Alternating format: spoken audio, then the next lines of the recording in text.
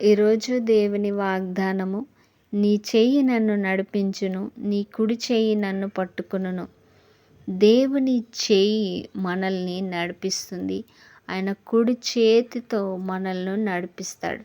అసలు ఆయన ఎవరు అని మనం ఆలోచన చేసినప్పుడు, మన దేవుడు సర్వశక్తి కలిగిన దేవుడు.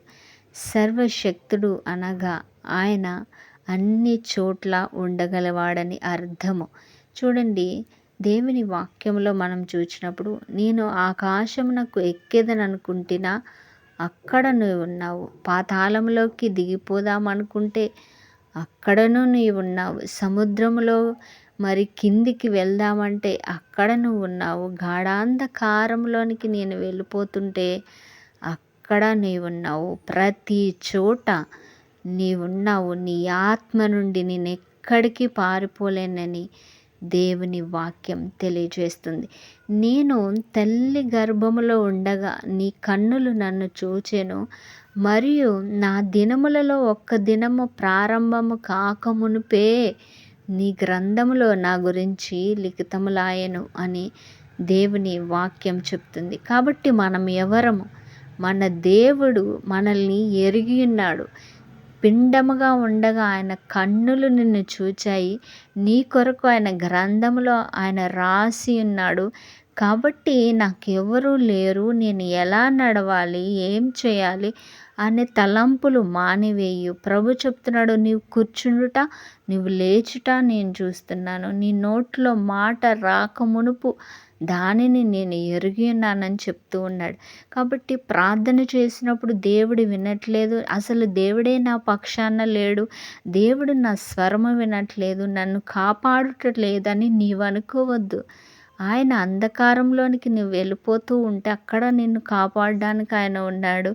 నువ్వు పాతాళానికి వెళ్ళిపోవడానికి ఉంటే ఆయన నిన్ను కాపాడడానికి ఉన్నాడు. నీ స్వరము వినడానికి ఆయన ఉన్నాడు. నీకు ఒక తోడు ఉన్నది, ఆయనే నజరేయుడైన యేసయ్య. చూడండి, ఈ లోకంలో ఒకరి వలన ప్రేమ దొరకకపోతే, ఎవరి వలనైనా నిజమైన ప్రేమ దొరకకపోతే ఇక నేను బ్రతికి ఎందుకు అని చాలామంది చనిపోవాలనుకుంటారు. కానీ మీకు చెప్తున్నాను, ప్రభువు నిన్ను గర్భములో నిర్మించిన కాడ నుండి నిన్ను చూస్తున్నాడు. నీ బ్రతుకంతా ఆయన జీవిత గ్రంథంలో వ్రాయబడి ఉంది, ఆయన చేతిలో ఉంది, ఆయన చెక్కి ఉన్నాడు. సర్వశక్తుడైన దేవుడు నీ తండ్రి నిన్ను చూస్తూ ఉన్నాడు. నువ్వు కూర్చోవడం, లేవడం, బయటికి వెళ్ళడం, లోపలికి రావడం, అంటే నిన్ను ఎంత భద్రపరుస్తూ ఉన్నాడు. నువ్వేం మాట్లాడుతున్నావో వింటున్నాడు. ఒక చిన్న బిడ్డని తండ్రి తల్లి ఎలాగ కాపాడుకుంటారో ఆ విధంగా నిన్ను కాపాడడానికి నీ దేవుడు ఉన్నాడు. నిన్ను అంత పరిశీలిస్తూ ఉన్నాడు. తన కుడి చేతిని పట్టుకుని నిన్ను నడిపిస్తున్నాడు. కాబట్టి ఈ లోకములో ఎవరి ప్రేమ నీకు అవసరం లేదు. నీ దేవుని ప్రేమ ఉంటే నీవు ఈ లోకాన్ని జయించగలవు. అది గుర్తుపెట్టుకోండి. ఎవరైనా సరే లోకంలో నాకు ఎవరు విలువ ఇవ్వట్లేదని నీవు అనుకోవద్దు. చూడండి, దేవుని వాక్యం చెప్తుంది, దేవుడంట, నా నడకను నా పడకను నీవు పరిశీలన చేసి ఉన్నావు, నా చర్యలన్నింటినీ నీవు బాగుగా తెలుసుకుని ఉన్నావు.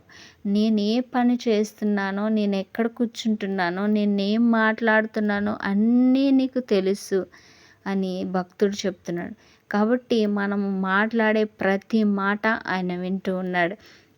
యెహోవా మాట నా నాలుకకు రాకమునుపే అది నీకు పూర్తిగా తెలిసి ఉన్నది. కాబట్టి మన నోట్లో మాట ఇప్పుడు ఏం మాట్లాడబోతున్నామో దేవునికి తెలుసు. చాలామంది ప్రార్థన చేసినప్పుడు దేవుడు నా ప్రార్థనే వినట్లేదు అనుకుంటారు.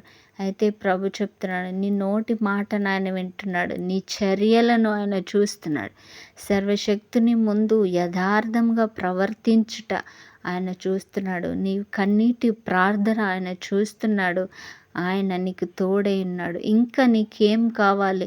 సర్వశక్తుడైన దేవుడే నీ పక్షమున ఉండి, నీ తండ్రిగా ఉండి, మరి నీకు తోడై ఉండగా ఈ లోకములో వ్యర్థమైన నీటి బుడగ వంటి మనుషుల ప్రేమ నీకు అందలేదని నీవు చనిపోవాలనుకుంటే మాత్రము అది వ్యర్థమైనది. ఈ లోకములో వ్యర్థమైన కోరికలకు లేదా వ్యర్థమైన ఆశలకు పోయి దేవా నాకు ఈ బ్రతుకేంటి అని అనుకుంటే మాత్రం వ్యర్థం. ఈ లోకమును శాసిస్తున్న మహారాజు మన తండ్రి అయిన దేవుడు మనకు తోడై ఉండగా ఆయన నామమును బట్టి సమస్తము మనకు సమకూడి జరుగుతుంది. కాబట్టి భయపడవద్దు. ఆయన నీతో ఉంటే ఈ భూమిలో ఉన్నదంతా నీదే కదా. సమస్తము ఆయన నీకు సమకూడి జరిగిస్తాడు. కాబట్టి నిన్నెవరు చూడట్లేదని నీవు అనుకోవద్దు. నీకెవరు తోడు లేదని అనుకోవద్దు. నీ దినములలో ఒక దినమైన గడవక ముందే నీ దినములన్నీ ఆయనకు తెలుసు. నిన్ను హెచ్చించడం ఆయనకు తెలుసు. నీకు వాగ్దానం చేసినది సమస్తము నెరవేర్చటము ఆయనకు తెలుసు. కాబట్టి ఆయన చెప్పింది నమ్ము. ఆయన నామమందు విశ్వసించు. ఆమేన్. God bless you.